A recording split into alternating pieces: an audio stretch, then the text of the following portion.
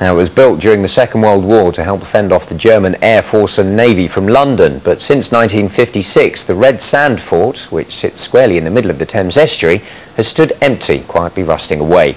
Now that could all change. Colette Macbeth reports on a project to find a new use for an old landmark.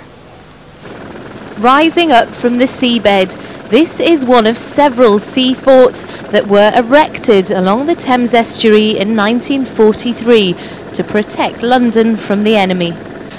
Up to 250 men would have been stationed in these 7 towers, which include 4 anti-aircraft gun towers, and they would have tried to shoot down any enemy aircraft that entered into this airspace.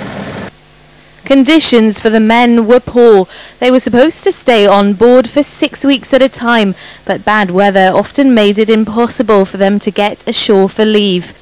The Ministry of Defence abandoned the forts in 1956, and Redsand, which lies 8 miles off the coast of Whitstable, is the only one that still remains intact.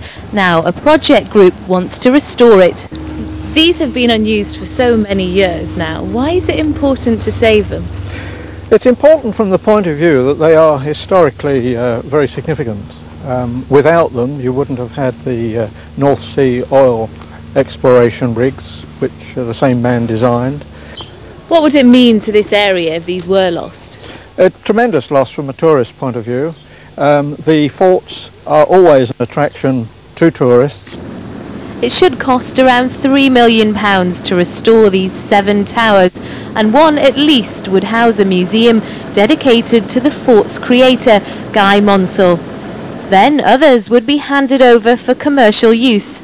But before the group can bid for any grants from English Heritage, it first has to clear up some confusion over who exactly owns the fort.